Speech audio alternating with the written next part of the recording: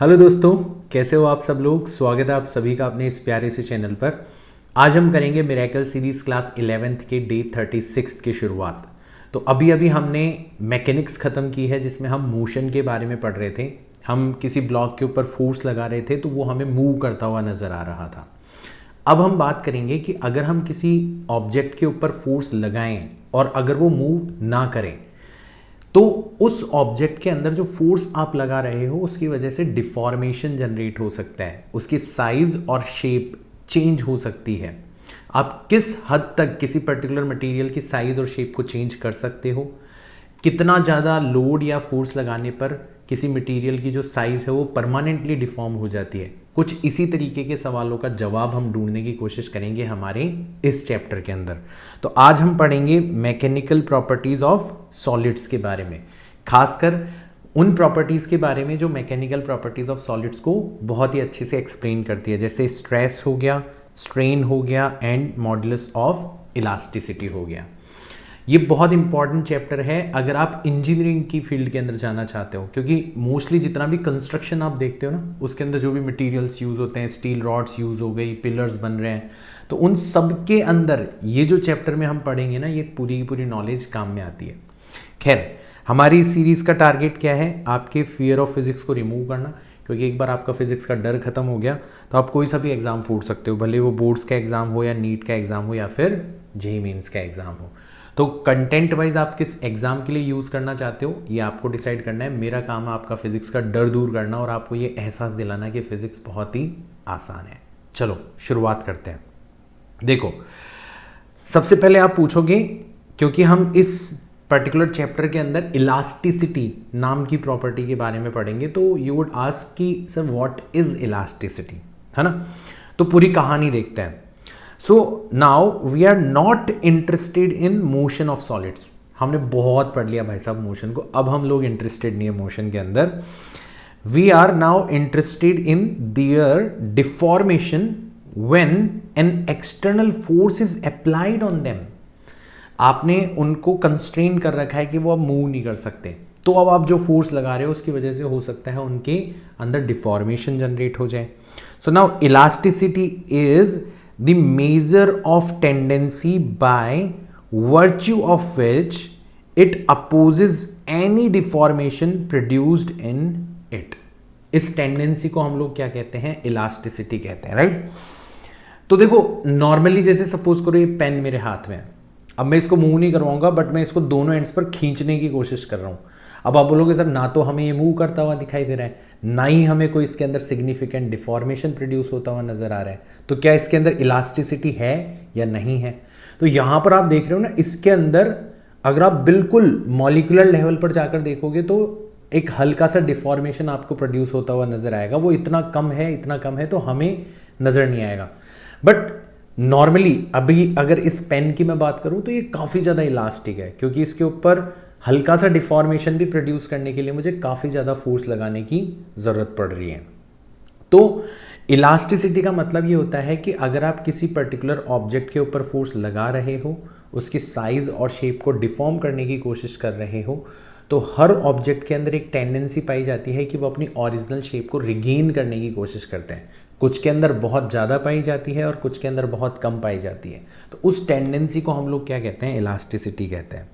हमारी जो perfectly elastic bodies हैं, हालांकि आइडियल कॉन्सेप्ट है, बट फिर भी तुम क्वाड्स जो है, इसकी स्ट्रक्चर, इसकी जो लेटेस्ट स्ट्रक्चर है वो कुछ इस तरीके से होती है कि इसके अंदर ऑलमोस्ट परफेक्टली इलास्टिक टेंडेंसी पाई जाती है। मतलब आप इसके ऊपर जो भी डिफॉर्मेशन प्रोड्यूस करोगे, जैसे ही आप डिफॉर्मिंग फोर्स को हटाओगे, वापस से अपनी ओरिजिनल शेप रिगेन कर लेगा। So this can be considered as perfectly elastic materials.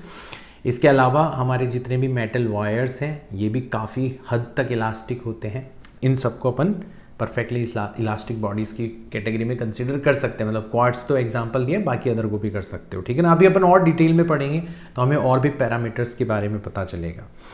Now if bodies remain deformed even if external force is removed, then this particular tendency is called plasticity. अगर किसी material को आपने suppose करो deform किया और आपने जैसे डिफॉर्मिंग फोर्स हटाया तो वो अब कोशिश ही नहीं कर रहा, अपनी ओरिजिनल साइज को, अपनी ओरिजिनल शेप को रिगेन करने की। तो उसके अंदर प्लास्टिसिटी नाम की टेंडेंसी ज़्यादा है, इलास्टिसिटी की just opposite, right. Now materials, खासकर जो सॉलिड्स हैं, दे हैव इलास्टिसिटी। अब आप ये पूछना चाहोगे कि सर ये टेंडेंसी आई कहाँ से, क्यों पाई जाती है ये टेंडेंसी? तो इसके लिए हमें जाना पड़ेगा और भी डेप्थ पर, उनकी स्ट्रक्चर को समझना पड़ेगा। सो दीज मटेरियल्स, खासकर सॉलिड्स की अगर अपन बात करें, these materials have elasticity because of their intermolecular forces existing between fixed arrangement of molecules और एटम्स। तो हमने यहाँ तक तो पढ़ रखा है कि जो सॉलिड्स होते हैं उनकी साइज और शेप फिक्स होती है। क्यों? क्योंकि उनके मॉलिक्यूल्स जो होते हैं या एटम्स जो होते हैं वो एक वेल डिफाइंड मैनर के अंदर अरेंज्ड होते हैं। हर मॉलिक्यूल या हर एटम जो है वो अपने आसपास के एटम्स के द्वारा एक बहुत ही स्ट्रॉन्ग इंटरमॉलिक्यूलर फोर्स के द्वारा बंधा हुआ होता है, ओवरऑल वो इक्विलिब्रियम के अंदर होता है, राइट। तो इस फिक्स्ड स्ट्रक्चर को अगर आप हल्का सा भी छेड़ोगे, आप अगर किन्हीं भी 100 या 50 मॉलिक्यूल्स को अपनी इक्विलिब्रियम पोजीशन से छेड़ोगे, तो ये जो इंटरमॉलिक्यूलर फोर्सेस पहले इक्विलिब्रियम में थे वो अब अनबैलेंस्ड हो जाएंगे और ओवरऑल एक नेट फोर्स लगने लगेगा जो कि आपने जिस डायरेक्शन के अंदर डिफॉर्मेशन प्रोड्यूस किया है उसके जस्ट अपोजिट डायरेक्शन में एक्ट करने लगेगा। उसको ही अपन रीस्टोरिंग फोर्स बोलते हैं, यानी कि वो वापस से मटेरियल को मजबूर करेगा कि मटेरियल अपनी ओरिजिनल साइज और शेप को रिगेन कर ले, राइट। सो उस रीस्टोरिंग फोर्स के बारे में अपन बात कर लेते हैं। So restoring force is nothing but intermolecular force between atoms and molecules of a solid, right. तो अगर अपन सॉलिड की जो स्ट्रक्चर है, वैसे तो एटम्स या मॉलिक्यूल्स जो हैं वो एक दूसरे से स्ट्रॉन्ग इंटरमॉलिक्यूलर फोर्स के द्वारा बंधे हुए होते हैं, बट उस फोर्स को अपन किसकी तरह एज्यूम कर सकते हैं कि स्प्रिंग की तरह एज्यूम कर सकते हैं। क्यों? क्योंकि उस फोर्स का नेचर ही ऐसा होता है, फिक्स्ड पोजीशन है। अगर आप इससे पास में लेके आओगे तो ओवरऑल जो फोर्स जनरेट होगा वो रिपल्सिव होगा, वापस से दूर चले जाएंगे, और अगर आप इनको दूर लेके जाओगे तो ओवरऑल रिस्टोरिंग फोर्स जो होगा वो अट्रैक्टिव होगा, ये वापस से पास ले आएगा। तो स्प्रिंग के अंदर भी तो ऐसे होता है ना, स्प्रिंग को जब आप स्ट्रेच करते हो तो वापस से कंप्रेस होने की कोशिश करती है, और जब आप कंप्रेस करते हो तो वापस से स्ट्रेच होने की कोशिश करती है। कुछ ऐसा ही यहाँ पर हो रहा है। तो हम लोग स्प्रिंग ब्लॉक मॉडल की फॉर्म में अज्यूम कर सकते हैं सॉलिड्स की स्ट्रक्चर को, तो हमें अच्छे से समझ में आ जाएगा। हम जैसे ही इस पर्टिकुलर मॉलिक्यूल को जो अभी आराम से इक्विलिब्रियम के अंदर दिखाई दे रहा है, अगर हल्का सा भी इधर लेके जाएंगे तो बाकी सारी स्प्रिंग्स जो है वो खिंच जाएगी, स्ट्रेच हो जाएगी, और ये वापस से खींच के इधर की तरफ लाने की कोशिश करेगी। मतलब इस तरीके से आपका रिस्टोरिंग फोर्स प्रोड्यूस होने लगेगा। So in solids they have fixed arrangement of molecules और atoms in which each molecule is in equilibrium under all the electromagnetic forces from molecules surrounding it। जितने भी मॉलिक्यूल्स इसके आसपास से इसको घेर रखे हैं, सब इसके ऊपर इंटरमॉलिक्यूलर फोर्स लगा रहे हैं, ये ओवरऑल इक्विलिब्रियम के अंदर है। अगर तुम इसको हल्का सा भी चेंज करोगे, व्हेन साइज और shape is deformed, a net force is produced which tends to bring all the molecules again in equilibrium। आप छेड़ोगे, वापस से फोर्स लगने लगेगा ताकि इक्विलिब्रियम में आ जाए, and this particular force is called restoring force. अब आप सोचो हर मॉलिक्यूल के ऊपर कितना फोर्स जनरेट हो रहा है, इसको तो मेजर करना बहुत ही ज़्यादा टफ है। तो हम लोग क्या करते हैं, एक पर्टिकुलर एरिया ले लेते हैं और उस एरिया के ऊपर ओवरऑल कितना फोर्स, रीस्टोरिंग फोर्स प्रोड्यूस हो रहा है वो हम लोग मेजर कर लेते हैं। फिर हम उस रिस्टोरिंग फोर्स को एरिया से डिवाइड कर देते हैं, तो ओवरऑल हमें आइडिया लग जाता है कि पर मॉलिक्यूल या पर यूनिट एरिया कितना फोर्स आपका प्रोड्यूस हो रहा है। और इस तरीके से हम लोग एक नई क्वांटिटी डिफाइन करते हैं, that quantity is called stress. तो उसी के बारे में बात कर लेते हैं, ये हमारे काफ़ी काम आने वाली है इस चैप्टर के अंदर। So what is stress? It is nothing but restoring force per unit area, it is called stress. इसकी जो ऐसा यूनिट है वो है force, that is newton, area that is metre square, तो न्यूटन पर मीटर स्क्वायर। ये एक scalar quantity है, वैसे तो ये टेंसर क्वांटिटी है, बट टेंसर्स को अभी आप यूज़ नहीं करते, तो आप अपने लेवल पर इसको स्केलर क्वांटिटी ही मान के चलना। डायमेंशनल फॉर्मूला की अगर अपन बात करें तो इसका जो डायमेंशनल फॉर्मूला है, प्रेशर का जो डायमेंशनल फॉर्मूला है, आगे जाके हम लोग मॉड्यूलस ऑफ इलास्टिसिटी का डायमेंशनल फॉर्मूला देखेंगे, सब सेम है। कितना है? m1 l-1 t-2, आप खुद भी निकाल सकते हो। सो स्ट्रेस हो गया, प्रेशर हो गया, मॉड्यूलस ऑफ इलास्टिसिटी हो गया, इन सब का डायमेंशनल फॉर्मूला सेम होता है। सो स्ट्रेस हमें अच्छे से समझ में आ गया। अब हमारा जो ये स्ट्रेस है ना, इसको डिफरेंट कैटेगरीज में डिवाइड किया जा सकता है डिपेंडिंग ऑन कि आपका रीस्टोरिंग फोर्स जो है वो किस तरीके से प्रोड्यूस हो रहा है। अगर सपोज करो आपका मटेरियल लीनियर स्ट्रक्चर वाला है, तो ज़्यादा से ज़्यादा अगर आप उसको डिफॉर्म करने की कोशिश करोगे तो उसकी लेंथ को चेंज करने की कोशिश करोगे, या तो लेंथ को खींच के बढ़ाने की कोशिश करोगे या कंप्रेस करने की कोशिश करोगे। तो जो रिस्टोरिंग फोर्स प्रोड्यूस होगा वो इसके एरिया ऑफ क्रॉस सेक्शन के नॉर्मल डायरेक्शन में होगा, लेंथ के अलॉन्ग होगा, राइट। तो उस कंडीशन में इसको अपन बोलेंगे आइदर नॉर्मल स्ट्रेस या फिर लॉन्गिट्यूडनल स्ट्रेस, राइट। सो पहला टाइप हो गया हमारा लॉन्गिट्यूडनल स्ट्रेस। नॉर्मल स्ट्रेस भी बोला जाता है because area of cross section, जिस एरिया के ऊपर आप स्ट्रेस फाइंड आउट कर रहे हो उसके नॉर्मल डायरेक्शन में रिस्टोरिंग फोर्स प्रोड्यूस होता है।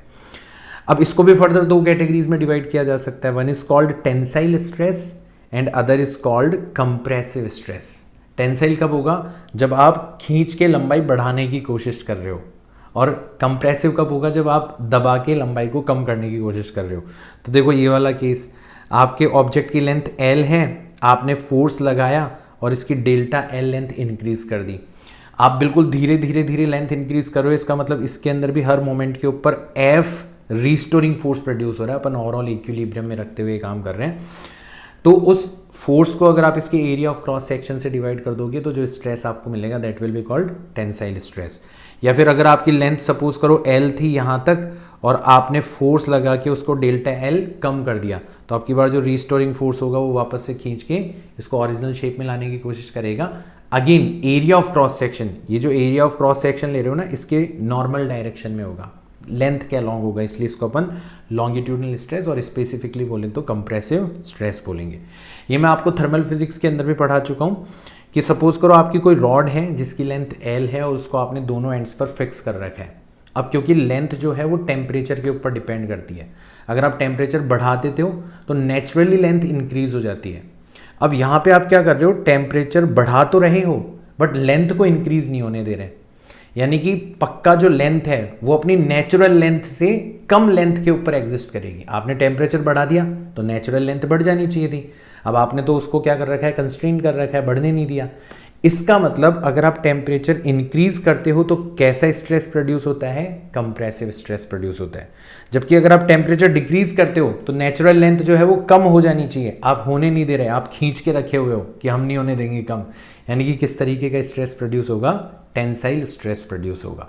और इन दोनों को ही कंबाइंडली अपन थर्मल स्ट्रेस भी कह सकते हैं। इसका फॉर्मूला क्या होता है, कितना थर्मल फोर्स प्रोड्यूस होता है, ये सब कुछ हम लोग पढ़ रखे हैं, तो इसको दोबारा से पढ़ने की ज़रूरत नहीं है। नेक्स्ट देखो, फिर अपन पढ़ते हैं वॉल्यूम स्ट्रेस के बारे में।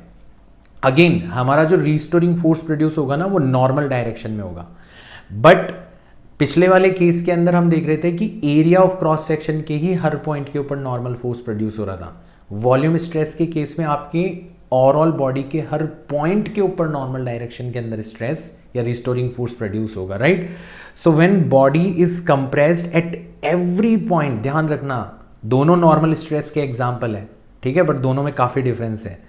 Using a force which is normal to the surface, you can say pressure, hydraulic stress भी बोला जाता है, क्योंकि नॉर्मली ऐसी कंडीशन तब आती है जब आप किसी ऑब्जेक्ट को लिक्विड के अंदर ले जाते हो, तो लिक्विड ऑब्जेक्ट को घेर लेता है चारों तरफ से और हर पॉइंट के ऊपर नॉर्मल डायरेक्शन के अंदर क्या लगाने लगता है, फोर्स लगाने लगता है, तब जाके कंडीशन आती है, इसलिए इसको हाइड्रोलिक स्ट्रेस भी बोला जाता है।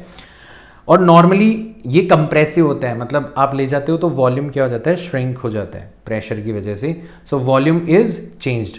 The stress developed is called volume stress, और ये बेसिकली प्रेशर के ही बराबर होता है ना, इसको अलग से समझने की जरूरत नहीं है। तो जैसे आपका ये ऑब्जेक्ट था, आप इसको किसी लिक्विड के अंदर लेके चले गए तो हर पॉइंट के ऊपर से प्रेशर पड़ने लगा, है ना, यानी कि जो रिस्टोरिंग फोर्स इसके अंदर प्रोड्यूस होगा वो हर पॉइंट के ऊपर नॉर्मली बाहर की तरफ होगा इस तरीके से, ठीक है ना, जब आप इसको श्रिंक करने की कोशिश करोगे और हर पॉइंट के ऊपर प्रोड्यूस हो रहा है तो ये किस तरीके का स्ट्रेस हो जाएगा, आपका वॉल्यूम स्ट्रेस हो जाएगा, राइट। एक और देखते हैं, it is called shear stress. इसमें क्या होता है कि जो रिस्टोरिंग फोर्स प्रोड्यूस होता है, जिस एरिया ऑफ क्रॉस सेक्शन के बारे में आप बात कर रहे हो उसके टेंजेंशियल डायरेक्शन के अंदर प्रोड्यूस होता है। So in this body is deformed in such a way that a tangential restoring force is produced. जैसे सपोज करो आपकी ये जो बॉडी है वो लोअर एंड पर फिक्स्ड है ना, और आप इस तरीके से फोर्स लगा रहे हो। अब इस तरीके से फोर्स लगा रहे हो तो बेसिकली आप क्या कर रहे हो कि ये जो टॉप मोस्ट लेयर है इसको अपने बिल्कुल नीचे वाली लेयर से क्या कर रहे हो, हल्का सा डिस्प्लेस करने की कोशिश कर रहे हो टेंजेंशियल डायरेक्शन में। तो जो वापस से लाने की कोशिश करेगा रिस्टोरिंग फोर्स, वो भी किस डायरेक्शन में होगा, टेंजेंशियल डायरेक्शन में होगा। देखो एरिया ऑफ क्रॉस सेक्शन इस डायरेक्शन में है और जो रिस्टोरिंग फोर्स प्रोड्यूस हो रहा है वो टेंजेंशियल डायरेक्शन में है। डिफरेंस है ना दोनों के अंदर, टेंजेंशियल और लॉन्गिट्यूडनल स्ट्रेस के अंदर। तो आपने जो ऊपर वाली लेयर थी उसको नीचे वाली जो फिक्स्ड लेयर है उसके कंपैरिजन में डेल्टा एक्स डिस्प्लेसमेंट करवा दिया इन टेंजेंशियल डायरेक्शन। तो जो रिस्टोरिंग फोर्स प्रोड्यूस होगा वो भी टेंजेंशियल डायरेक्शन के अंदर ही प्रोड्यूस होगा और वापस से इसको अपनी ओरिजिनल शेप के अंदर लाने की कोशिश करेगा। आप यूं भी कह सकते हो कि आपने फाई एंगल से इसको क्या कर दिया, बैंड कर दिया। फाई एंगल के द्वारा इसको क्या कर दिया, बैंड कर दिया। तो इस कंडीशन में जो आपका रिस्टोरिंग फोर्स प्रोड्यूस होता है पर unit area, that is called आपका शियर स्ट्रेस। तो 3 अलग अलग कैटेगरीज के अंदर स्ट्रेस को क्या किया जा सकता है, डिवाइड किया जा सकता है। अब अपन बात करते हैं कि जो डिफॉर्मेशन प्रोड्यूस होता है उसको अपन इफेक्टिवली किस तरीके से रिप्रेजेंट करेंगे। तो उसके लिए हमने एक फिजिकल क्वांटिटी बनाई है, दैट इज कॉल्ड स्ट्रेन। इसको डिफाइन किया जाता है चेंज इन शेप और size divided by original shape और साइज। तो जितने तरीके के स्ट्रेस हैं कॉरस्पॉन्डिंगली उतने ही तरीके के स्ट्रेन जो हैं वो डिफाइन किए जाएंगे, क्योंकि यहां पर आप सेम चीज को सेम चीज से डिवाइड कर रहे हो। जैसे चेंज इन लेंथ को लेंथ से डिवाइड कर रहे हो, चेंज इन वॉल्यूम को वॉल्यूम से डिवाइड कर रहे हो, है ना, या फिर एंगल ले रहे हो शियर मॉडुलस के केस में, शियर स्ट्रेस के केस में। यानी कि इसकी जो ऐसा यूनिट होती है वो हमेशा it is a unitless quantity, unitless quantity होती है। इसका जो डायमेंशनल फॉर्मूला होता है वो 0 होता है, इस dimensionless quantity, right. Types of stress की बात करें तो लॉन्गिट्यूडनल स्ट्रेस के कंपैरिजन में आप लॉन्गिट्यूडनल स्ट्रेन डिफाइन कर सकते हो उसके कॉरस्पॉन्डिंगली। तो वो हो जाएगा लेंथ के अंदर change divided by original length. अगर अपन वॉल्यूम स्ट्रेन की बात करें तो हो जाएगा वॉल्यूम के अंदर चेंज डिवाइडेड बाय वॉल्यूम। और शेयर स्ट्रेन की बात करें तो ये हो जाएगा आपका चेंज इन या displacement of upper layer with respect to with relative to what, relative to fixed layer. जो फिक्स्ड है उसके कंपैरिजन में आपने अपर लेयर को टेंजेंशियल डायरेक्शन में कितना डिस्प्लेसमेंट करवा दिया, that is delta x divided by length of the body. तो यहाँ पे आप देखोगे कि ये जो रेशियो है डेल्टा एक्स और एल का, ये बेसिकली इस राइट एंगल ट्राइंगल के अंदर 10 फाई के इक्वल है। क्योंकि बहुत छोटा एंगल है तो आप इसको फाई के इक्वल भी लिख सकते हो।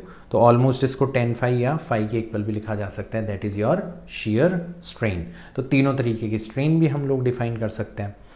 अगर अपन थोड़ा सा एक और इंटरेस्टिंग केस लें जिसमें हम क्या करते हैं, बॉडी को बैंड नहीं कर रहे, बॉडी को ट्विस्ट करने की कोशिश कर रहे हैं, तो अगेन इस कंडीशन में भी जो आपका स्ट्रेस प्रोड्यूस होगा ना वो टेंजेंशियल स्ट्रेस होगा, क्योंकि आप बॉडी को क्या कर रहे हो, ट्विस्ट करने की कोशिश कर रहे हो। तो बॉडी वापस से अपनी ओरिजिनल शेप के अंदर आने की कोशिश करेगी।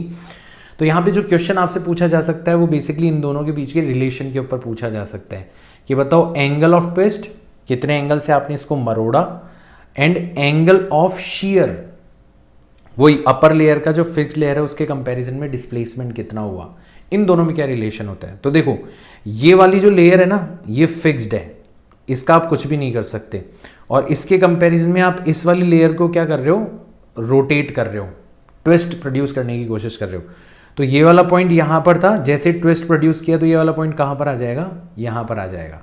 तो अगर अपन फिक्स्ड लेयर के कंपैरिजन में देखें तो कितना एंगल ट्विस्ट हो चुका है, ये एंगल अपन बनाने की कोशिश करेंगे तो फाई एंगल ट्विस्ट हो चुका है। So this is called angle of shear, कि अपर लेयर का जो पॉइंट था वो कितना डिस्प्लेस हो चुका है टेंजेंशियल डायरेक्शन में।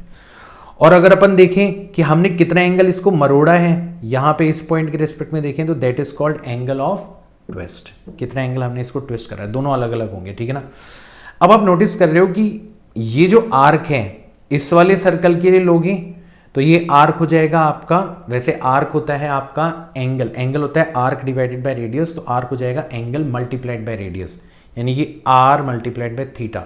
और अगर आप इसके नजरिए से देखोगे तो इसके नजरिए से आप देखोगे तो आपकी जो आर्क लेंथ है आप इसको और इसको ऑलमोस्ट एल मान सकते हो, तो वो एल टाइम्स फाई के इक्वल नजर आ रही है। तो इस तरीके से आप देख सकते हो कि आपका किस तरीके से एंगल ऑफ ट्विस्ट और एंगल ऑफ शियर आपस में एक दूसरे से रिलेटेड होते हैं। आसानी से कर सकते हो, कोई दिक्कत ही नहीं है इसके अंदर। तो इसके ऊपर क्वेश्चंस पूछे जा सकते हैं, जैसे आपसे पूछा जा सकता है कि सपोज करो एक सिलेंड्रिकल बार है और उसका लोअर एंड फिक्स्ड है और अपर एंड को सपोज करो 2 डिग्री से ट्विस्ट किया जाता है, उसका जो एरिया ऑफ क्रॉस सेक्शन है, उसकी जो रेडियस ऑफ क्रॉस सेक्शन है वो आपको दे दी जाएगी, मतलब स्मॉल आर दे दिया जाएगा। लेंथ आपको दे दी जाएगी 2 डिग्री, एंगल ऑफ ट्विस्ट दे दिया, आपसे पूछा जाएगा बताओ एंगल ऑफ शेयर कितना होगा। एंगल ऑफ शेयर देके आपसे एंगल ऑफ ट्विस्ट पूछा जा सकता है। इस तरीके के छोटे मोटे क्वेश्चंस के अंदर ये चीज़ काम में आ सकती है, ठीक है, ध्यान रख लेना इसको भी। फिर अपन बात करते हैं हमारे सबसे इंपॉर्टेंट लॉ के बारे में। एक ही लॉ है इस पूरे के पूरे चैप्टर के अंदर, that is called Hooke's law, है ना। तो ये हर मटेरियल के लिए एप्लीकेबल नहीं होता, और जिसके लिए एप्लीकेबल होता है उसके लिए भी कंप्लीट रेंज के लिए एप्लीकेबल नहीं होता। एक फिक्स रेंज के अंदर ही आप देखोगे इस तरीके का बिहेवियर आपको होता हुआ दिखाई देगा। इसके अकॉर्डिंग आपका जो स्ट्रेस है वो आपको स्ट्रेन के डायरेक्टली प्रोपोर्शनल नजर आएगा। Stress is directly proportional to the strain, right, but up to a certain limit, and it is only applicable for some material, not for all।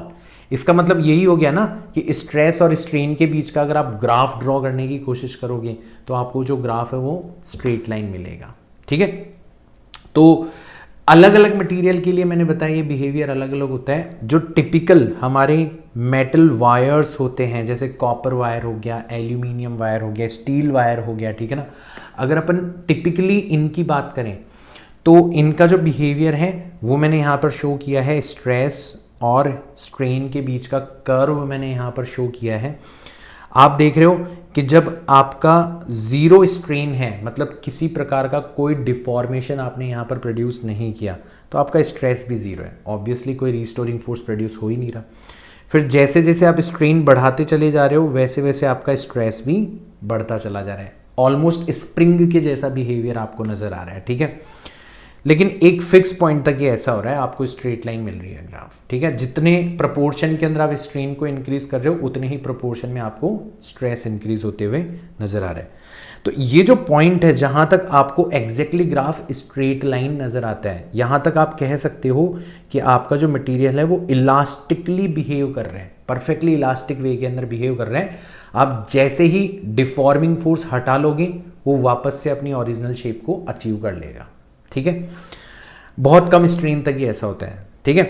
फिर उसके बाद में क्या होता है, उसके बाद में प्रोपोर्शनैलिटी खत्म हो जाती है। फिर आप हल्का सा भी स्ट्रेन और प्रोड्यूस करते हो तो उसके साथ साथ उतने ही अमाउंट के अंदर स्ट्रेस अब की बार प्रोड्यूस नहीं हो पाता। मतलब स्ट्रेन अब की बार ज़्यादा है और उसके कंपैरिजन में स्ट्रेस के अंदर जो इंक्रीमेंट हो रहा है वो बहुत ही कम है। तो देखो यहाँ पर अब की बार आपने स्ट्रेन काफ़ी इंक्रीज किया है बट स्ट्रेस के अंदर उतना सिग्निफिकेंट इंक्रीमेंट नहीं आया। बट अभी भी एक पॉइंट ऐसा मिलेगा जहां तक अगर आप लोड अप्लाई करके वापस से हटा लोगे डिफॉर्मिंग फोर्स को तो आपका जो ऑब्जेक्ट है वो वापस से अपनी ओरिजिनल साइज और शेप को रिगेन कर लेगा। उसके अंदर कोई परमानेंट डिफॉर्मेशन प्रोड्यूस नहीं होगा। इसको अपन बोलते हैं इलास्टिक लिमिट और यील्ड पॉइंट। जहां तक प्रोपोर्शनैलिटी थी उस पॉइंट को अपन बोलते हैं proportional limit. Normally proportional limit का मतलब है वो स्ट्रेस या वो स्ट्रेन जहां तक आपका ऑब्जेक्ट प्रोपोर्शनैलिटी हुक्स लॉ को फॉलो कर रहा था। और इलास्टिक लिमिट या यील्ड पॉइंट का मतलब क्या है, वो वाला पॉइंट जहां तक आपका ऑब्जेक्ट जो है, जहां तक आपका वायर जो है वो किसी प्रकार का परमानेंट डिफॉर्मेशन अपने अंदर प्रोड्यूस नहीं होने दे रहा। अगर आप डिफॉर्मिंग फोर्स हटा ले रहे हो तो वो वापस से अपनी ओरिजिनल साइज और शेप के ऊपर चला जा रहा है। लेकिन उसके बाद में एक पॉइंट आपको ऐसा मिलेगा, मान लो आप फिर भी खींचते चले जा रहे हो, स्ट्रेन को आप और ज़्यादा इंक्रीज कर दोगे तो फिर एक पॉइंट आपको ऐसा मिलेगा जहां पर अगर आप डिफॉर्मिंग फोर्स हटा लोगे तो ओरिजिनल साइज और शेप पर जाने की कोशिश तो करेगा वायर, बट उसके अंदर कुछ परमानेंट डिफॉर्मेशन आ चुका होगा, लेस देन 1% होगा वो, बट आ चुका होगा, ठीक है ना। एंड फिर उसके बाद में आपका प्लास्टिक बिहेवियर चालू हो जाएगा क्योंकि परमानेंट डिफॉर्मेशन आना चालू हो चुका है। फिर आप देख रहे हो ना कि आप स्ट्रेन काफ़ी ज़्यादा बढ़ा रहे हो बट उसके कंपैरिजन में स्ट्रेस के अंदर कोई खास, मतलब आप कोई रिस्टोरिंग फोर्स इतना खास प्रोड्यूस नहीं हो पा रहा, कोशिश ही नहीं कर रही बॉडी अपनी ओरिजिनल साइज और शेप के अंदर आने की। एक पॉइंट आपको ऐसा मिलेगा, ठीक है, जहां पे आपकी इवन ये जो प्लास्टिक बिहेवियर वाली लिमिट है ये भी खत्म हो जाएगी। मतलब अब आपको इंडिकेशन मिलने लग जाएगा कि अगर इससे ज़्यादा स्ट्रेन हमने प्रोड्यूस किया तो अब की बार स्ट्रेस इंक्रीज नहीं हो रहा, अब की बार आपका स्ट्रेस डिक्रीज होना चालू हो गया। कहने का मतलब ये है कि इस पॉइंट तक तो स्टिल आपका रीस्टोरिंग फोर्स एग्जिस्ट करता था, जो कि वापस से ओरिजिनल साइज और शेप के अंदर लाने की कोशिश कर रहा है, हालांकि कंप्लीटली ला नहीं पा रहा। बट इस पॉइंट के बाद में वो भी खत्म हो गया। इस पॉइंट के बाद में आप देख रहे हो ना, स्ट्रेन बढ़ाने पर स्ट्रेस आपको घटता हुआ नजर आया। कहने का मतलब ये है कि अब आपको पता लग गया कि हमारी जो बॉडी है, हमारा जो वायर है वो टूटने वाला है बस। और थोड़े से टाइम बाद में आप देखोगे तो आपको फ्रैक्चर पॉइंट भी मिल जाता है। फ्रैक्चर पॉइंट मिलने का मतलब क्या हो गया कि आपका जो वायर है वो फाइनली ब्रेक हो चुका है। अब दो अलग अलग तरीके के वायर्स हो सकते हैं, दो अलग अलग तरीके के मटेरियल्स हो सकते हैं। एक तो जिनका जो प्लास्टिक बिहेवियर है, मतलब सी से लेके ई तक के बीच का जो रीजन है वो काफ़ी लंबा है। काफ़ी लंबा है इसका मतलब है कि उनको तुम काफ़ी ज़्यादा खींच सकते हो और उनको लंबे लंबे वायर्स की फॉर्म के अंदर आप क्या कर सकते हो, मोल्ड कर सकते हो। तो ऐसे मटेरियल्स को बोला जाता है डक्टाइल मटेरियल्स। और जिनका ये रीजन बहुत छोटा होता है, मतलब प्रोपोर्शनैलिटी लिमिट आई, यील्ड पॉइंट आया और तुरंत फ्रैक्चर पॉइंट आ गया, तो ऐसे मटेरियल्स को बोला जाता है ब्रिटल मटेरियल्स। इनसे वायर्स नहीं बनाए जा सकते, ठीक है। तो दो अलग अलग प्रकार के आपके मटेरियल्स हो सकते हैं। इसके अलावा आपके इलास्टोमर्स भी होते हैं, जैसे हमारी हार्ट की जो आर्टरीज होती है, मतलब उनकी जो वॉल्स हैं, बेसिकली वो इस तरीके से बिहेव करती है कि वो काफ़ी ज़्यादा स्ट्रेच हो जाती है, मतलब उनके अंदर कोई ब्रेकिंग लिमिट आपको नज़र नहीं आती। बट ये हुक्स लॉ को फॉलो नहीं करती। इसमें बेसिकली क्या होता है कि आप स्ट्रेन इंक्रीज करते हो तो स्ट्रेस आपको काफ़ी ज़्यादा अमाउंट से इंक्रीज होता हुआ नज़र आता है। ये ग्राफ जो है वो आपसे डायरेक्टली पूछे जा सकते हैं, इसलिए आप इसको ध्यान भी रख सकते हो, ठीक है। तो हुक्स लॉ के अकॉर्डिंग हमने ये तो देख लिया कि स्ट्रेस और स्ट्रेन जो है up to a certain limit एक दूसरे के डायरेक्टली प्रोपोर्शनल होते हैं। तो जो प्रोपोर्शनैलिटी कांस्टेंट है, यानी कि स्ट्रेस डिवाइडेड बाय स्ट्रेन, ये कहलाता है मॉड्यूलस ऑफ इलास्टिसिटी। क्योंकि हमने स्ट्रेस को तीन अलग अलग तरीके से डिफाइन किया है, स्ट्रेन को तीन अलग अलग तरीके से डिफाइन किया है, तो हम मॉड्यूलस ऑफ इलास्टिसिटी को भी तीन अलग अलग तरीके से डिफाइन कर सकते हैं। So in general modulus of elasticity का मतलब होता है the ratio of stress to the strain. Stress और स्ट्रेन का जो रेशियो है that is called modulus of elasticity. अगर अपन longitudinal stress and longitudinal strain के कॉरस्पॉन्डिंग मॉड्यूलस ऑफ इलास्टिसिटी की बात करें तो उसको बोला जाता है यंग्स मॉड्यूलस। नॉर्मली जितने भी आपके मेटल वायर्स होते हैं उन वायर्स के कॉरस्पॉन्डिंग बेसिकली आपको यंग्स मॉड्यूलस गिवन होता है। आप किसी भी वायर की स्ट्रेंथ चेक करना चाहते हो तो कैसे करोगे, उस वायर से कुछ मास आप अटैच कर दोगे। तो जो भी ब्लॉक आपने अटैच किया है उसका वेट जो है वो बेसिकली आपने एक्सटर्नल डिफॉर्मिंग फोर्स अप्लाई किया है। तो आपका फोर्स हो जाएगा mg, एरिया हो जाएगा πr², और डेल्टा L उस वायर के अंदर कितना स्ट्रेच जनरेट हुआ है और उसको आप ओरिजिनल लेंथ से डिवाइड कर दो, तो ये चीज़ आपको यंग्स मॉड्यूलस के बराबर मिल जाएगी, ठीक है। ये टेबल जो है यहाँ पर आपको डिफरेंट डिफरेंट मटेरियल के यंग्स मॉड्यूलस गिवन है, याद नहीं करना, जस्ट एक बार आइडिया लेना है। जैसे अगर अपन एल्यूमिनियम की बात करें तो इसकी डेंसिटी 2710 किलोग्राम पर मीटर क्यूब है और इसका जो यंग्स मॉड्यूलस है वो 70 है। इसकी जो अल्टीमेट स्ट्रेंथ है वो कितनी है 110, और इसकी जो यील्ड स्ट्रेंथ है, मतलब वो वाला पॉइंट जहाँ तक आपका वायर डिफॉर्म होने के बाद में अगर आप डिफॉर्मिंग फोर्स हटा लोगे तो वापस से अपनी ओरिजिनल शेप को रिगेन कर लेगा, वो कितनी है 95 है। लेकिन इसके कंपैरिजन में आप कॉपर को देखो या फिर आयरन को देखो या फिर स्टील को देखो तो आपको इनकी डेंसिटी भी काफ़ी ज़्यादा नज़र आ रही है, साथ ही साथ में इनका जो यंग्स मॉड्यूलस है, इनकी जो अल्टीमेट स्ट्रेंथ है और इनकी जो यील्ड स्ट्रेंथ है ये भी काफ़ी ज़्यादा नज़र आ रही है, ठीक है ना।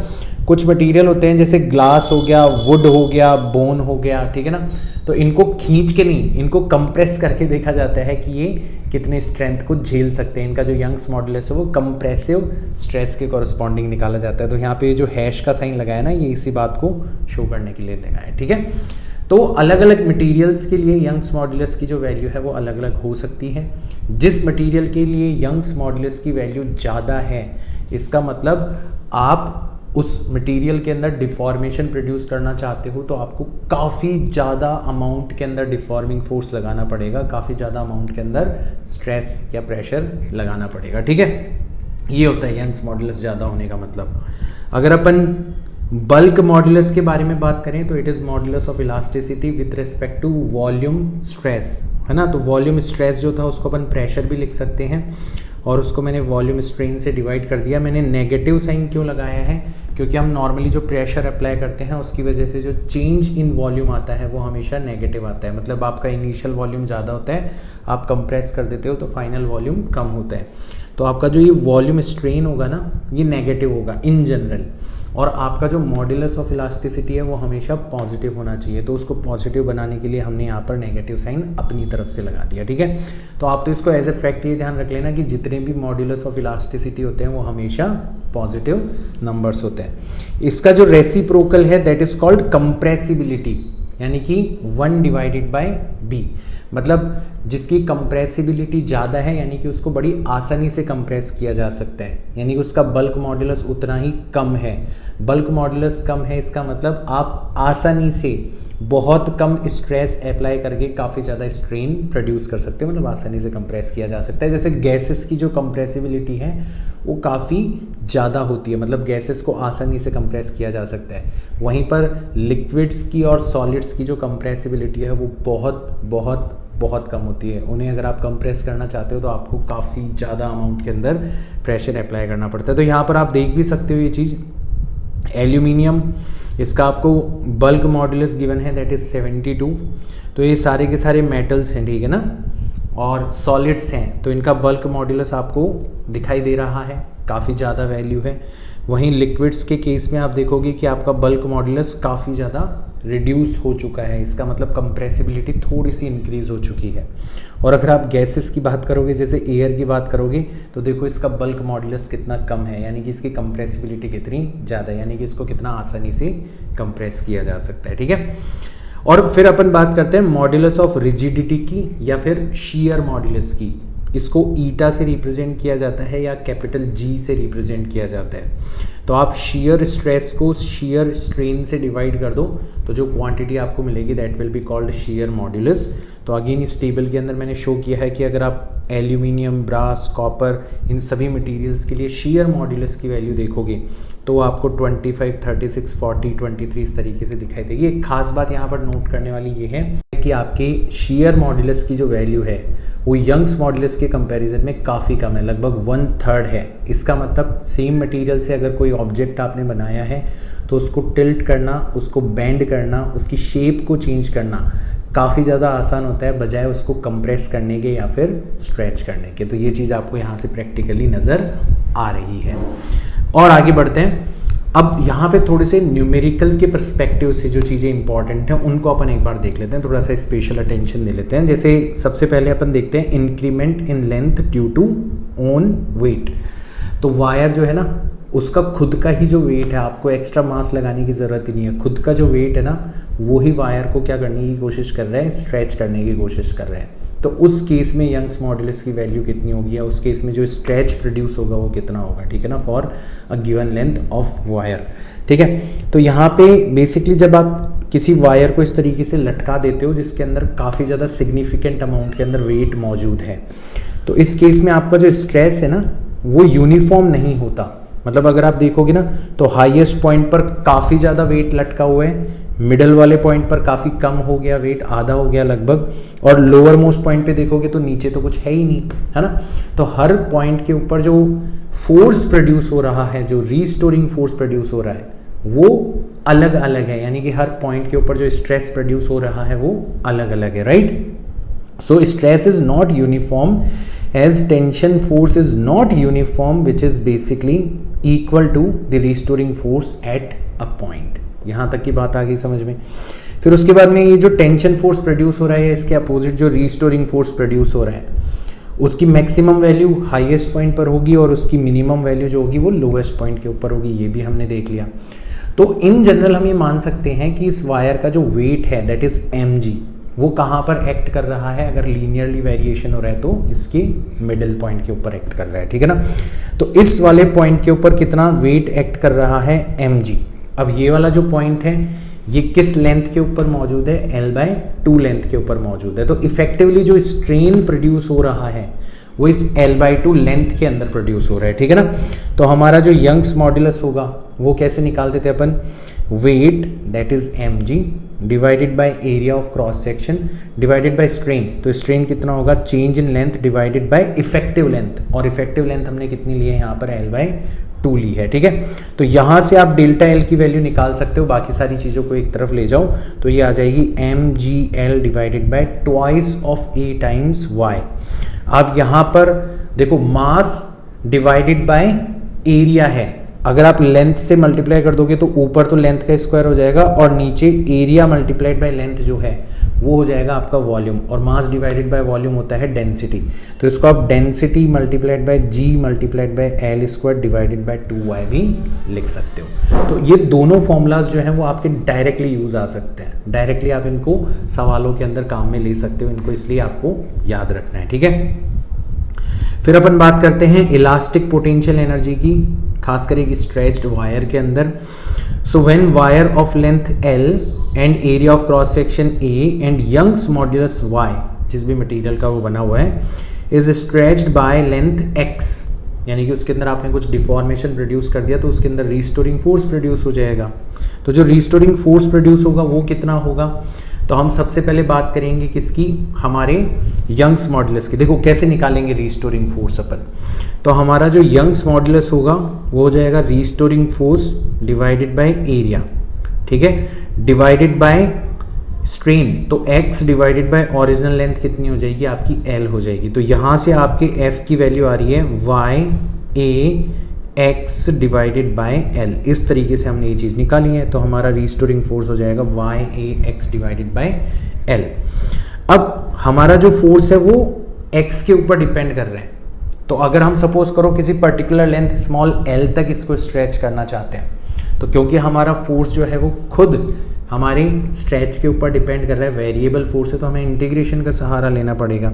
तो work done in stretching it by small length dx, already x खींचा हुआ है, आप हल्की सी लेंथ dx और स्ट्रेच करवाना चाहते हो, तो जो आपको हल्का सा वर्क करना पड़ेगा वो हो जाएगा y(a)x divided by L times dx, है ना। और अगर आपको सपोज करो टोटल L लेंथ तक स्ट्रेच करवाना है 0 से, तो आप इंटीग्रेशन कर दोगे, तो 0 से लेके L तक आपने इस स्मॉल अमाउंट ऑफ वर्क का इंटीग्रेशन कर दिया।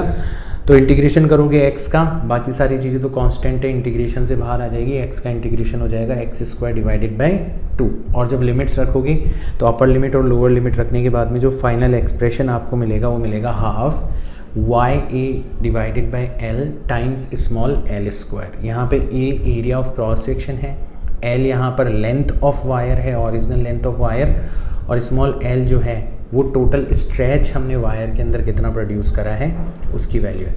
आप देख रहे हो कि ये फॉर्मूला कुछ कुछ हाफ के x² से मैच कर रहा है।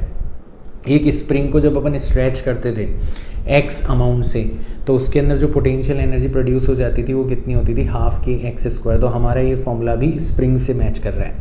तो हम क्या करते हैं, यहाँ पर हमारे इस वायर को, जो स्ट्रेच्ड वायर है, उसको हम स्प्रिंग से कंपेयर करते हैं ताकि हमारे न्यूमेरिकल्स हमारे लिए थोड़े से आसान हो जाए। So a stretched wire can be considered equivalent to a spring having spring constant k is equal to y(a)/L। तो यहाँ पे स्प्रिंग कांस्टेंट की तरह कौन वर्क कर रहा है, आपका y(a) divided by L work कर रहा है, ठीक है। तो अब हम क्या करेंगे, डायरेक्टली हमारी इस फैक्ट को यूज़ करेंगे। जैसे हमसे कोई पूछे कि बताओ रिस्टोरिंग फोर्स कितना होगा वायर के अंदर, अगर आप उसको स्मॉल L लेंथ के द्वारा स्ट्रेच कर दोगे तो स्प्रिंग से कंपेयर करोगे तो स्प्रिंग के अंदर कितना फोर्स प्रोड्यूस हो जाता है, k टाइम्स स्ट्रेच। तो यहाँ पर भी k टाइम्स स्ट्रेच हो जाएगा, और k की वैल्यू कितनी है, y(a) डिवाइडेड बाय L है। तो y(a) divided by L multiplied by L, ये हमारा क्या हो जाएगा, रिस्टोरिंग फोर्स हो जाएगा। और अगर कोई हमसे पूछे कि बताओ पोटेंशियल एनर्जी कितनी होगी, अगर अपन स्मॉल L लेंथ से वायर को स्ट्रेच कर देते हैं तो वो हो जाएगी हाफ के L²। तो k की जगह अपन रख देंगे y(a)/L, और लेंथ आ गई हमारी, जो स्ट्रेच है वो हो गया स्मॉल l, उसका हमने कर दिया स्क्वायर। ये जो इक्विवेलेंस है ना, ये हमारे तब काम आएगी जब हमें कंपोजिट वायर्स दिए जाएँ। जैसे हमें ये L1 लेंथ का वायर दे दिया गया है और ये L2 लेंथ का वायर दिया हुआ है, दोनों अलग अलग मटेरियल से बने हुए हैं, दोनों का area of cross section A है। तो अगर अपन पहले वाले वायर को स्प्रिंग से रिप्लेस करेंगे तो उसका जो स्प्रिंग कांस्टेंट हो जाएगा वो हो जाएगा y(1)(a) डिवाइडेड बाय L1, और दूसरे वाले का हो जाएगा y(2)(a) डिवाइडेड बाय L2। अब दो स्प्रिंग्स को जब अपन सीरीज़ के अंदर कनेक्ट करते हैं तो उनका जो इक्विवेलेंट स्प्रिंग कोफिशिएंट होता है वो इस फॉर्मूले से मिलता है, 1/k is equal to 1/k1 plus 1/k2। अब अगर हम ओवरऑल दोनों वायर्स को एक साथ कंसीडर करें तो 1/k की वैल्यू कितनी हो जाएगी, L1 plus L2 divided by equivalent Young's modulus multiplied by area A. Area तो थ्रू आउट क्या रहेगा आपका, सेम रहेगा। और 1/K1 की बात करें तो ये हो जाएगा आपका L1/Y1 टाइम्स ए, और ये हो जाएगा आपका L2/Y2 टाइम्स ए। तो ए तो इस कैंसिल आउट हो जाएगा। तो आप देख रहे हो यहाँ पे जो ओवरऑल यंग्स मॉडुलस है वो किसके बराबर नजर आएगा, overall length that is L1 plus L2 divided bye L1/Y1 plus L2/Y2 के इक्विवेलेंट आपको नजर आएगा। इसी तरीके से कंपोजिट वायर बनाया जा सकता है जिसमें आपको दोनों वायर्स जो हैं वो एक दूसरे से पैरेलल के अंदर कनेक्ट होते हुए नजर आएंगे। तो कई बार जब हमें कंपोजिट वायर दिया जाए और उसका इक्विवेलेंट यंग्स मॉडुलस निकालने के लिए कहा जाए, या उसके अंदर इक्विवेलेंट कितना डिफॉर्मेशन प्रोड्यूस होगा, इस तरीके के जो सवाल दिए जाएं तो वहाँ पर हमारी ये इक्विवेलेंस हमारे काफ़ी काम आ सकती है। हालांकि नीट में इतने ज़्यादा नहीं पूछे जाते, पर अगर पूछे जाएँ तो इस तरीके से आप आसान बना सकते हो सवालों को, ठीक है। और लास्ट चीज़ के बारे में अपन बात करते हैं कि जो भी कुछ हमने यहाँ पर पढ़ा है ना, उसका एप्लीकेशन क्या है। तो बहुत सारे केसेस है जहाँ पर आप डायरेक्ट इन चीज़ों को वर्क होते हुए देख सकते हो। जैसे एक बहुत ही जनरल सवाल है कि जो आप कंस्ट्रक्शन के अंदर बीम्स यूज़ करते हो, आप सभी ने नोटिस किया होगा कि वो रेक्टेंगुलर क्रॉस सेक्शन वाली नहीं होती, उसका जो क्रॉस सेक्शन होता है वो आई इंग्लिश अल्फ़ाबेट से मैच करता है। तो ऐसा क्यों, ठीक है। तो हम लोगों ने देखो, मान लो कोई भी हमारी बीम है, रेक्टेंगुलर बीम है, मान लो उसका एरिया ऑफ क्रॉस सेक्शन जो है वो रेक्टेंगुलर है, ठीक है ना। तो अगर मान लो उसके ऊपर अपन W लोड अप्लाई करेंगे, जैसे मान लो आपने एक बीम ली है तो उसके ऊपर कुछ लोड आप अप्लाई कर रहे हो, तो उसके अंदर जो डिप्रेशन प्रोड्यूस होगा, डिप्रेशन का मतलब है जो बैंड प्रोड्यूस होगा, ठीक है, वो किससे दिया जाएगा। हमने एक्सपेरिमेंट से पता लगाया है कि वो हो जाएगा W टाइम्स लेंथ की power 3 divided by 4 times breadth multiplied by depth की power 3 multiplied by Young's modulus. ये फॉर्मूला आपको डायरेक्ट ध्यान रखना है। तो हम देख रहे हैं कि हमारा जो डेल्टा है वो ब्रेड्थ की पावर 1 के इन्वर्सली प्रोपोर्शनल है। यानी कि अगर आप ब्रेड्थ को डबल कर दोगे तो आपका डिप्रेशन जो है वो जस्ट हाफ हो जाएगा, मतलब आपको फ़ायदा हो रहा है। अगर आप एक ऐसी बीम यूज़ करते हो जिसकी ब्रेड्थ आपने डबल कर दी, ट्रिपल कर दी, तो आपका उस बीम के अंदर सेम लोड के लिए जो डिप्रेशन प्रोड्यूस होगा वो 1/2 या 1/3 हो जाएगा। फ़ायदा हो रहा है, ठीक है, चलो ब्रेड्थ बढ़ाने से फ़ायदा हो रहा है। और इसी तरीके से हमारा जो डिप्रेशन है वो डेप्थ की पावर 3 के इन्वर्सली प्रोपोर्शनल है, तो यहाँ पे और भी ज़्यादा फ़ायदा हो रहा है। मान लो आपने ऐसी बीम यूज़ करी जिसमें आपने डेप्थ को डबल कर दिया। अब डेप्थ को डबल करने से क्या होगा कि आपका जो डिप्रेशन प्रोड्यूस हो रहा है वो 1/8 रह जाएगा। तो ज़्यादा फ़ायदा किसके अंदर हो रहा है, ब्रेड्थ को तुम भले बढ़ाओ या मत बढ़ाओ, बट डेप्थ को बढ़ाने से हमें काफ़ी ज़्यादा फ़ायदा हो रहा है। अब अगर अपन रेक्टेंगुलर बीम यूज़ करेंगे जिसकी डेप्थ बहुत ज़्यादा है, तो हमें काफ़ी ज़्यादा मटेरियल यूज़ करना पड़ेगा। तो हमें तो इफ़ेक्टिवली डेप्थ ही तो बढ़ानी है ना। तो हम लोग क्या करते हैं, इस तरीके का क्रॉस सेक्शन यूज़ करते हैं। देखो इससे फ़ायदा क्या हुआ, ये हमारी हो गई ब्रेड्थ, और इफ़ेक्टिवली हमारी जो डेप्थ हो गई वो काफ़ी ज़्यादा हो गई। अब अगर अपन पूरा का पूरा बीम लेते तो हमें काफ़ी ज़्यादा मटेरियल यूज़ करना पड़ता, तो हमने क्या करा, यहाँ से और यहाँ से मटेरियल कम कर दिया। तो इफ़ेक्टिवली हमने डेप्थ भी इंक्रीज़ कर दी और हमारा मटेरियल जो यूज़ कर रहे हैं उसको भी हमने कम रखा। तो ये बेसिकली प्रैक्टिकल दिमाग, ये बेसिकली काम होता है इंजीनियर्स का, ठीक है ना। कि साइंस तो उन्हें केवल और केवल रास्ता बता देती है कि अगर आप ब्रेड्थ बढ़ाओगे तो भी आपकी बीम जो है उसकी स्ट्रेंथ बढ़ जाएगी, उसके अंदर कम डिप्रेशन प्रोड्यूस होगा, और अगर आप डेप्थ बढ़ाओगे तो भी बीम के अंदर कम डिप्रेशन प्रोड्यूस होगा, उसकी स्ट्रेंथ बढ़ जाएगी। अब आगे इंजीनियर्स का दिमाग है, इंजीनियर्स ने दिमाग लगा लिया कि यार डेप्थ को बढ़ाने से ज़्यादा फ़ायदा हो रहा है, बट डेप्थ को बढ़ाने से मटेरियल भी ज़्यादा लग रहा है, तो उन्होंने दिमाग लगा लिया कि इसका क्रॉस सेक्शन जो है वो स्क्वायर फ्रेम में रखो ही मत, वो आई शेप के अंदर रखो। तो डेप्थ भी बढ़ गई, मटेरियल भी कम यूज़ हुआ, ओवरऑल हमें फ़ायदा हो गया, ठीक है। तो ये चीज़ हमें ध्यान में रखनी है। ऐसे क्वेश्चंस पूछे जा सकते हैं, जैसे एक क्वेश्चन आपसे पूछा जा सकता है कि जो धरती के ऊपर पहाड़ है, जैसे सबसे ऊंचा पहाड़ है माउंट एवरेस्ट, उसकी ऊंचाई कुछ 8,500 मीटर्स है, ठीक है। तो मैक्सिमम कितने हाइट का पहाड़ जो है वो धरती के ऊपर एग्जिस्ट कर सकता है, तो उसकी भी एक लिमिटेशन है। लगभग 10 किलोमीटर ऊंचाई का पहाड़ ही धरती के ऊपर एग्जिस्ट कर सकता है। आप पूछोगे सर ऐसा क्यों, तो ऐसा इसलिए क्योंकि जो पहाड़ को बनाने वाली रॉक्स हैं वो भी क्योंकि ग्रेविटेशनल एक्सेलरेशन वेरी कर रहा है ना, तो वो भी एक दूसरे के ऊपर क्या करने की कोशिश करती है, फिसलने की कोशिश करती है। मतलब शियर जो डिफॉर्मेशन है वो उनके अंदर प्रोड्यूस होता है जब तुम एक के ऊपर एक के ऊपर एक के ऊपर एक रखे जाते हो। तो अगर तुम बहुत ज़्यादा हाइट बढ़ा दोगे ना, तो रॉक की जो शियर स्ट्रेंथ होती है उससे ज़्यादा लोड प्रोड्यूस हो जाएगा और फिर वो क्या हो जाएगी, स्लाइड होके नीचे की तरफ चली जाएगी। जैसे इसका प्रैक्टिकल एग्जांपल आप कैसे लो कि आप मिट्टी भरो एक बाल्टी के अंदर और ज़मीन के ऊपर उस मिट्टी का ढेर बनाने की कोशिश करो, तो आप देखोगे मिट्टी के ढेर की हाइट कुछ टाइम तक तो बढ़ती है, फिर उसके बाद में क्या होता है कि जितनी मिट्टी आप ऊपर से उड़ेल रहे होते हो वो बह के नीचे चली जाती है। मतलब एक सर्टेन हाइट से ज़्यादा फिर आप मिट्टी के ढेर को इंक्रीज़ नहीं कर सकते, क्योंकि जो मिट्टी है उसकी जो शियर स्ट्रेंथ है वो काफ़ी कम होती है। तो इस तरीके की एप्लीकेशंस आपसे पूछी जा सकती है इस चैप्टर के ऊपर। अब अपन बात करते हैं न्यूमेरिकल्स की। तो देखो बहुत आसान फॉर्मूला बेस्ड न्यूमेरिकल्स इस चैप्टर के अंदर पूछे जाएंगे, तो मैं कुछ न्यूमेरिकल्स आपको करवाता हूँ। आपको इन न्यूमेरिकल्स को और इनके अलावा जितने भी न्यूमेरिकल्स मिलते हैं इधर उधर कहीं से प्रैक्टिस करना है और इस चैप्टर को एक शॉट के अंदर खत्म करना है, ठीक है ना। सबसे पहला क्वेश्चन देखते हैं। हमें कहा गया है the load versus elongation graph for 4 wires of same material and same length is shown in figure, the thinnest wire is represented by the line। बहुत प्यारा क्वेश्चन है बच्चों, ध्यान रखना। तो हमें ग्राफ किस किस के बीच में दे रखा है, लोड और इलोंगेशन, मतलब एफ और डेल्टा एल के बीच में ग्राफ दे रखा है।